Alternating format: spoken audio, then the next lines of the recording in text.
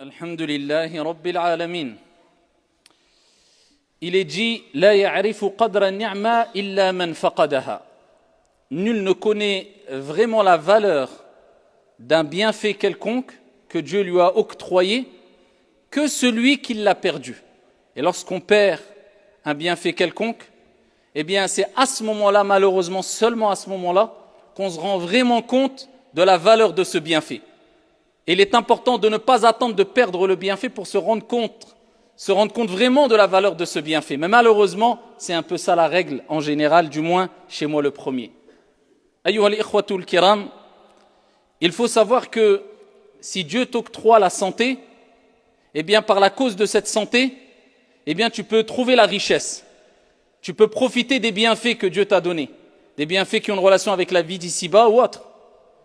Mais par contre, si Dieu te prive de la santé, bien que tu sois le plus riche, bien que tu aies le compte en banque plein d'argent, bien que tu ne manques de rien financièrement, eh bien comme vous le savez toutes et tous, tu ne pourras jamais acheter la santé.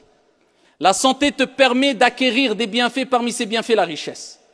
Mais avec l'argent, tu ne pourras jamais acquérir la santé. Ce qui nous rappelle que parmi les plus grands des bienfaits, la plus grande des richesses, le plus grand des trésors, c'est la santé. Et les gens malades s'en rendent vraiment compte. Et là, je m'adresse particulièrement lors de ce sermon à toutes celles et ceux touchés par une maladie qui sont malades. Diabète, fièvre, cancer ou autre. Sachez que pendant que vous êtes malade, eh bien vous vous rendez compte vraiment que l'être humain est faible. Et que parmi les plus grands des bienfaits que Dieu nous a donnés, c'est la santé. Et vous vous sentez triste, vous vous sentez affaibli. Vous vous sentez démuni. C'est cette situation que ressent le malade. Mais, abshirou, si vous prenez cette épreuve avec lucidité, vous supportez cette épreuve avec foi, avec une bonne compréhension, et en comprenant vraiment ce que Dieu veut à travers cette épreuve, eh bien, ce bienfait qui a disparu, qui n'est autre que la santé, va vous ouvrir des portes à de nombreux autres bienfaits. C'est possible? Naam. Abshirou, réjouissez-vous, et c'est ce qu'on va voir. Ayyuha al-marid, toi qui es malade, homme ou femme, riche ou pauvre, jeune ou très âgé, je m'adresse à tout le monde, parce que personne n'est à l'abri. Wa khuliqa al-insanu da'ifa. Allah subhanahu wa ta'ala a créé l'être humain faible. Et vous savez très bien que la vie est très fragile. Et que la vie tient, ne serait-ce, on peut le dire, que sur un fil. Les choses vont très vite. Surtout à notre époque. Allahu a'lam. Est-ce que c'est dû aux informations qui nous parviennent aujourd'hui à travers les réseaux sociaux, alors qu'à une certaine époque on ne les avait pas? Est-ce que c'est dû à ça? Qu'on a l'impression du moins qu'aujourd'hui de plus en plus de jeunes meurent tôt, dû à des maladies, particulièrement à des cancers? Allahu a'lam. En tout cas, c'est un constat. Beaucoup de jeunes partent à 20 ans. Beaucoup de jeunes que moi-même j'ai connus partent très tôt. 25 ans, 30 ans, 35 ans, 40 ans, c'est jeune. Maladies, cancer, fièvre, grippe, autres. Des maladies, dues à des maladies. La vie est très fragile. Et Dieu, à travers les maladies, veut nous rappeler des choses. Parmi ces choses, bien sûr, c'est que le plus grand des bienfaits, eh bien parmi les plus grands des bienfaits, c'est la santé. La santé qui vient tout de suite après la foi, bien sûr. Parce que même sans santé, comment veux-tu profiter de ta foi comme il se doit? Si tu es arrivé à un stade où ça y est, tu es emporté par al-gharghara wa sakara, dû à ta maladie, à l'agonie de la mort. Mais parmi les choses que Dieu veut nous rappeler aussi à travers la maladie, c'est qu'il nous aime. Donc c'est pour ça que je vous ai dit réjouissez-vous. Ne pensez pas parce que vous êtes malade, vous avez tout perdu. Bien au contraire. C'est un signe que Dieu vous aime. Parce que, wallahi, on peut prétendre ou affirmer ou en être sûr et persuadé qu'on aime Allah. C'est une prétention, c'est une espérance. Mais est-ce qu'Allah Azza wa Jal nous aime? Est-ce que notre Seigneur nous aime? Allahu a'lam. On ne sait pas si c'est réciproque ou pas. Mais il y a des signes, Dieu merci. Et parmi ces signes, abshir, réjouis-toi, la maladie. Le prophète sallallahu alayhi wa sallam nous dit, dans le hadith rapporté par At-Tirmidhi et d'autres bisanadin sahih, Inna 'idhama al-jaza ma'a 'idhami al-bala. La grandeur de la récompense va de pair avec la grandeur de l'épreuve. C'est-à-dire que les deux sont liés. Si tu as, ou al-bala avant, si tu as une grande épreuve, eh bien sache que cette grande épreuve sera accompagnée d'une grande récompense. Et il dit, alayhi salatu wassalam, Inna Allah, tout de suite après, Inna Allah idha ahabba qawman ibtalahum. Si Allah aime des gens, aime un peuple, comment il réagit? Il les éprouve. Il t'aime et il t'éprouve. Certains vont nous dire, comment ça? Vous prétendez que Dieu existe et que Dieu est miséricordieux, mais vous affirmez que Dieu éprouve ceux qu'il aime. C'est paradoxal. Faux. Pas du tout paradoxal. C'est une preuve que Dieu nous aime. Walillahi al-mathalul a'la. Prenons un exemple concret. Toi qui es père, toi qui es une mère, les parents, eh bien s'ils voient leur enfant qu'ils aiment, la prunelle de leurs yeux, ce qu'ils ont de plus cher, leurs enfants, eh bien s'ils voient leurs enfants faire commettre une bêtise quelconque, eh bien qu'est-ce qu'ils vont faire? Dès le plus jeune âge, ils vont les priver de choses que les enfants aiment, à titre quelque part de punition, pour leur dire, je te prive de ça, ce que tu aimes, je vais te priver, donc je vais te faire mal. Donc le but du père, de la mère, c'est quoi? C'est de faire mal quelque part psychologiquement à l'enfant. Mais est-ce que c'est méchant? Est-ce que c'est mauvais? Est-ce que c'est une preuve qu'il ne l'aime pas? Non, c'est pour l'exhorter parce qu'il sait que l'enfant a besoin d'une éducation. L'enfant a besoin de rappel. L'enfant a besoin qu'on le prive de certaines choses qu'il aime quand il commet des bêtises afin de prendre conscience qu'il faut qu'il revienne vers le droit chemin. Donc c'est une preuve d'amour. Donc est-ce que toi tu prétendrais que tu n'aimes pas tes enfants parce que tu leur as privé d'une chose qu'ils aiment? Eh bien, comment prétendre que Dieu t'aime pas parce qu'il t'a privé d'une chose qui t'est chère, la santé? C'est un rappel, Dieu te rappelle à l'ordre, Dieu pense à toi, Dieu t'aime. Dis alhamdulillah qu'Allah Azza wa Jal pense à moi, qu'Allah m'envoie un message, qu'Allah m'envoie un signe, qu'Allah me secoue, qu'Allah me rappelle à l'ordre. Il aurait pu me laisser loin dans mon orgueil, loin dans mon égarement. Mais Dieu, voilà, il te rappelle à l'ordre. Et il t'envoie cette maladie pour que tu te rendes compte de l'essentiel. Dieu m'a donné la santé. Combien de fois ai-je remercié Dieu pour la santé que j'ai? Et qu'est-ce que j'ai fait de ma santé quand j'avais la santé? Et là, tu te remets en question. Et sachez que pour celles et ceux qui ont déjà été touchés par une maladie assez grave ou assez forte, quelque chose de costaud, là, vous vous rappelez dans quel état vous étiez? C'est là où vous vous rendez compte que rien ne vaut la santé. Rien ne vaut la santé. C'est pour ça que le prophète sallallahu alayhi wa sallam a dit Ni'matan maghbounun fihima kathirun minan nas as-sihhatu wal-afiya. As-sihhatu wal-faragh. Il y a deux bienfaits dont beaucoup de gens se font avoir quelque part, ne prennent pas conscience de ces deux bienfaits. Et il dit alayhi salatu wassalam as-sihha et le temps libre, la santé et le temps libre. Quand on a du temps, on s'en rend pas compte. Quand on n'a plus de temps, on se dit si seulement j'avais le temps, trop tard. Quand on a la santé, on s'en rend pas compte. Non seulement, quelquefois, on ne préserve pas notre santé, mais on la détruit avec des choses illicites, cigarettes, drogue et je ne sais quoi encore. C'est une autodestruction. Les gens paieraient, donneraient tout ce qu'ils ont pour pouvoir voir quand ils sont aveugles, marcher quand ils ne marchent pas, prendre quand ils n'ont plus les membres pour saisir les choses, respirer quand ils ne peuvent plus respirer, être en bonne santé quand ils sont malades. Et toi, Dieu t'a donné la santé, non seulement tu ne la préserves pas, illa man rahimallah, mais tu la détruis. وَلَا تَقْتُلُوا أَنفُسَكُمْ إِنَّ اللَّهَ كَانَ بِكُمْ رَحِيمًا. Et ne tuez pas vos propres personnes. Dieu a été pour vous une miséricorde et miséricordieux vis-à-vis de vous. Est-ce qu'on se rend compte vraiment de ce qu'on laisse passer? Eh bien, la grandeur de l'épreuve va de pair avec la grandeur de la récompense. Et Allah, quand il aime des gens, eh bien, il les éprouve. Et le prophète, il dit à la suite, فَمَنْ رَضِيَ فَلَهُ الرِّضَى وَمَنْ سَخِطَ فَلَهُ السُّخْطِ. Celui qui est satisfait de cette épreuve, il patiente sereinement en implorant son Seigneur de lui rajouter de la patience et de l'aider à supporter son épreuve. Eh bien, Dieu sera satisfait de lui. Donc, non seulement Dieu te rappelle, il t'aime, et Dieu sera satisfait de toi. Radiyallahu ank. C'est ce qu'on dit pour les compagnons. Radiyallahu anhum. Parce que Dieu a dit Radiyallahu anhum wa radu an. Ils ont été satisfaits de Dieu et Dieu a été satisfait d'eux. quel éloge! Allah, il parle des compagnons, sahaba. Eh bien, Dieu, il dit, si toi, tu patientes lors de l'épreuve, intelligemment, sereinement, sagement, falahu rida. Dieu sera satisfait de toi. Il sera content de toi. وَمَنْ سَخِطَ فَلَهُ السُّخْطُ. Celui qui est mécontent, se plaint, eh bien, il aura le mécontentement divin aussi. C'est pour cela, ayyuha al-akhyar, que des grands compagnons, femmes et hommes, avaient compris cela. Prenons l'exemple de Sa'd ibn Abi Waqqas radiyallahu anhu wa arda. Ce grand compagnon, cette montagne de piété, de science, de vertu, de bon comportement, il a perdu la vue. Vous savez qu'une des plus grandes épreuves, c'est de ne plus voir.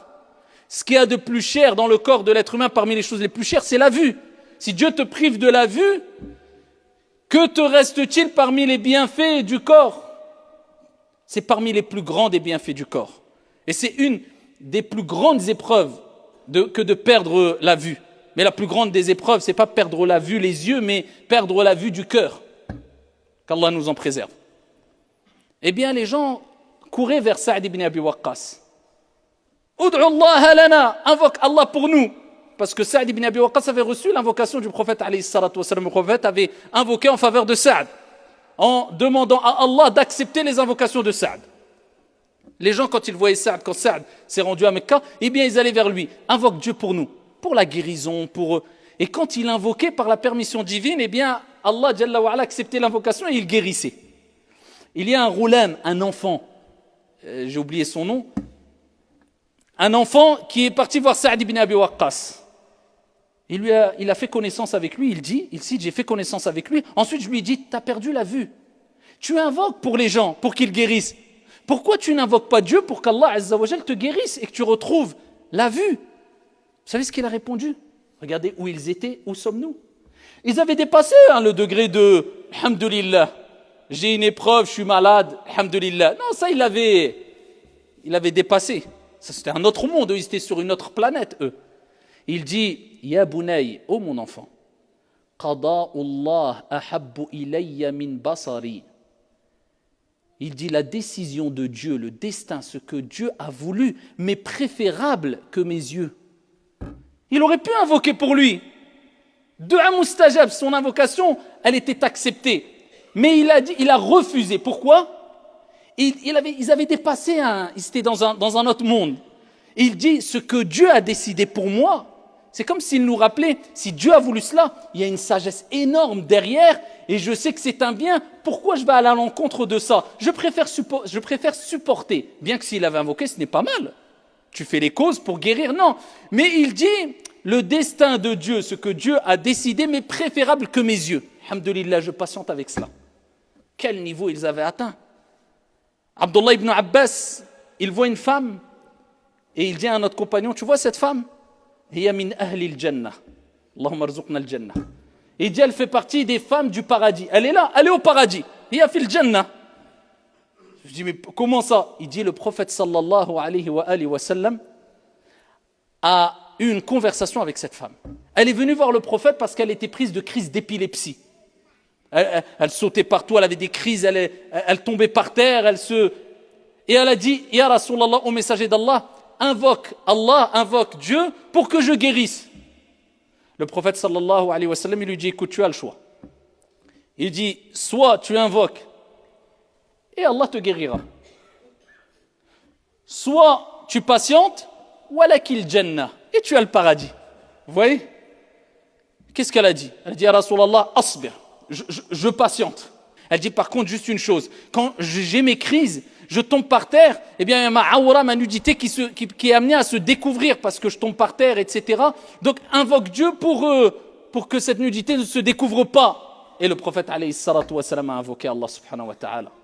Ceux-là avaient compris la parole du prophète alayhi salatu wa salam lorsqu'il dit alayhi salatu wa salam, la maladie du croyant est une expiation de ses péchés. Quand un croyant est malade, eh bien à travers cette maladie, Allah il lui expie ses péchés. Faut dire les épreuves que les gens ont reçues et qui n'ont pas provoqué et cherché, non, qu'ils ont reçues et qu'ils ont patienté, eh bien, cela se transformera en une récompense que tu ne peux même pas imaginer. C'est pour ça que Dieu dit, Allah subhanahu wa ta'ala accordera la récompense à ceux qui ont patienté, bighayri hisab, sans compter.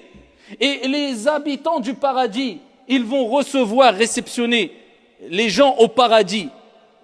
Les habitants du paradis, et parmi eux, les anges, al-malaïka. Al-malaïka, qu'est-ce qu'ils vont dire aux gens quand ils vont rentrer au paradis? Première des choses, Salamun alaykum bima sabartum. Ça va dire que la paix soit sur vous, bienvenue à vous, le salam. Pourquoi? Bima sabartum, pour la patience que vous avez eue. Donc on voit que la clé du paradis c'est as-sabr. Et le prophète il a dit as-sabr indama sadmatil ula.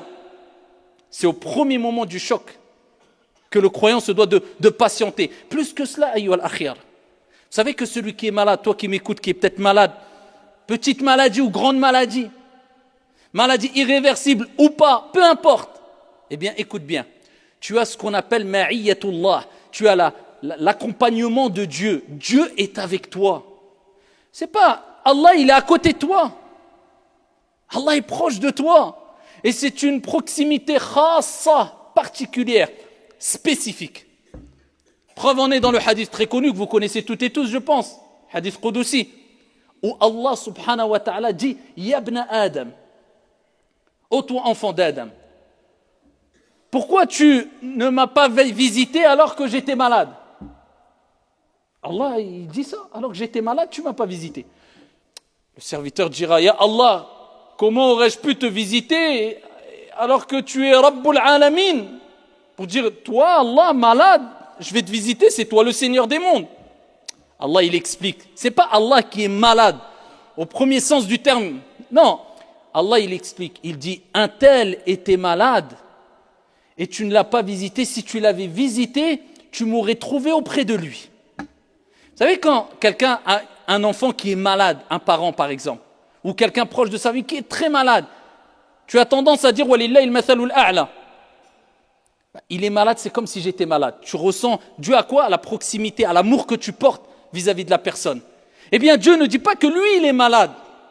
Mais il rappelle que c'est un terme qu'il utilise pour montrer tellement que je suis proche de mon serviteur malade, tellement que j'éprouve de la miséricorde, de la proximité, de la compassion vis-à-vis de lui, il utilise ce terme, j'étais malade. Et il rappelle, ça voulait dire quoi? Un tel était malade, si tu l'avais visité, tu m'aurais trouvé auprès de lui. Parce qu'Allah, il est à côté des malades. Allah, il est proche des malades. Donc, pour vous rappeler que Allah subhanahu wa ta'ala, il nous dit, tu es malade, c'est une purification de tes péchés. Tu es malade, je serai avec toi, je serai proche de toi. Tu es malade, ton invocation, elle est acceptée. Tu es malade, c'est parce que je t'aime. Tu es malade, je vais t'élever en degré. Tu es malade, tu vas patienter, ça sera ta clé pour le paradis. Tous ces cadeaux pour qui? Pour Al-Marid. Et tellement que la miséricorde, la rahma, la baraka, elle est énorme. Quand quelqu'un est malade, même celui qui le visite, eh bien, bénéficie de cette miséricorde. Comme on va le voir rapidement, Inch'Allah. Mais avant cela, rappelez-vous d'une chose, c'est qu'à travers les bienfaits de la maladie ou de l'épreuve en général, c'est ce que je vous ai dit précédemment, c'est Dieu qui te rappelle à l'ordre. C'est un des cadeaux de la maladie. Et ça, il faut le comprendre. Dieu te rappelle, attention, regarde, tu es faible. Donc maintenant, pose-toi la question, si tu avais la santé, tu revois les priorités. Demain, peut-être, je te redonnerai la santé. Là, je t'ai envoyé un signe. N'oublie pas cela. Parce que l'être humain oublie beaucoup. Il a été appelé insan li'annahu yansa. Il a été appelé insan parce qu'il oublie aussi, entre autres. Donc n'oublie pas. Donc rappelez-vous que quand Dieu vous emmène une maladie, ensuite il vous guérit, c'est pour vous rappeler à l'ordre. Et Dieu ne va pas t'envoyer 1 million de messages alors que tu restes persisté dans ton ignorance et dans ton égarement. Attention, prends cela comme des messages. Prends cela comme des rappels, comme des électrochocs pour que tu te réveilles. Et prends les meilleures des leçons de ta maladie. Et quand je vous disais tout à l'heure, la bénédiction, elle est tellement grande, pour terminer ici, c'est que le prophète sallallahu alayhi wa sallam a dit tout simplement, kama ja'a fi sahih, si une personne visite son frère malade, le soir à l'hôpital par exemple ou chez lui, 70 000 anges invoquent Allah subhanahu wa ta'ala en sa faveur toute la nuit. Et si tu le visites le matin, 70, je ne vous dis pas un ange, je ne vous dis pas 70 000 anges qui invoquent Allah subhanahu wa ta'ala en ta faveur toute la journée. Parce qu'il y a trop de baraka, il y a parce qu'il y a Allah là-bas. C'est pas Allah Azza wa Jalla avec son entité, non, Allah de par sa clémence est là-bas, sa miséricorde est présente, sa compassion est présente, sa bénédiction est présente là-bas. Eh bien celui qui approche de cet endroit béni, où est le malade? Eh bien il bénéficie de la baraka. 70 000 anges qui invoquent pour lui. Le prophète dans un autre hadith fi sahih, il dit vous êtes comme en train de cueillir des fruits du paradis dans des jardins du paradis pendant que vous êtes à côté du malade. Et pour terminer, ça n'implique pas ici que tu dois aller te rendre chez un malade et rester 5 heures sous prétexte que Allah est présent là-bas. Et il y a des règles de bienséance. Et barakallahu fina wa fikum, sachez que quand quelqu'un est malade, eh bien il a besoin de repos. Et ça fait plaisir d'avoir des visites. Walakin, comme dit le proverbe, zur ghibban tazdad hubba. Visite de temps en temps, limite les visites et l'amour, eh bien, va accroître. Donc, faut pas aller là-bas et rester pendant 1 heure ou une demi-heure, surtout quand le malade peut-être est en phase terminale, ou alors dans une situation très dégradante, je dirais, ou très très malade. Demande l'autorisation d'abord, première des choses. Deuxième des choses, quand tu va juste quelques instants, 1 minute, 2 minutes, 3 minutes. Quand tu es là-bas, ne le regarde pas en disant « Oh, mskin, ah, là c'est la fin. » Peut-être si lui ne peut pas parler, s'il parlerait, il te dit « Tahour la ba's, tahour insha'Allah » kama kana yaqulu alayhi salatu wa salam. Le prophète, il disait quoi? Dis la ba's, tahour insha'Allah, c'est une espérance. C'est-à-dire il n'y a pas de mal, c'est une purification insha'Allah. C'est-à-dire même si tu utilises d'autres mots, tu dis « Alhamdulillah rak bekhir ». Alhamdulillah, ça va passer, c'est une purification, et tu parles d'autres choses, etc. Mais d'aller, de rester pendant 1 heure, ou aller en attroupement de 20, et de rester devant la chambre comme ça, et de rester 5... Non, visiter, oui, il faut le faire. Mais que ça soit bref. Et je parle particulièrement des visites, des gens qui visitent les personnes qui sont dans les derniers instants, les dernières minutes de leur vie. Ça y est, il y a des gens, vous savez, ils sont dans les derniers instants de leur vie. Tout le monde sait, les médecins, ils vous disent, on ne peut plus rien pour lui. Il est allongé, quelquefois, physiquement, ils sont dans une situation... c'est un bien, c'est une purification. Mais il n'est même plus conscient, ou il n'arrive pas à bouger. Et tu vois, excusez-moi du terme, mais c'est le bal, défilé. Et tout le monde, rijalan wa nisa'a, les hommes et les femmes, et qui rentrent et qui le regardent, et tous, un après l'autre, oh, miskin. Est-ce que toi, t'accepterais, billahi alayk, que tu es dans un certain état, allongé, bloqué, et que toute la ville vient et te regarde comme ça, miskin, homme, femme, enfant, âgé, qui accepterait ça? Donc, barakallahu fikum, il y a une éthique à avoir, des règles de bienséance, de comportement, de adab à respecter, même quand on veut faire le bien. هذا وصلوا وسلموا رحمكم الله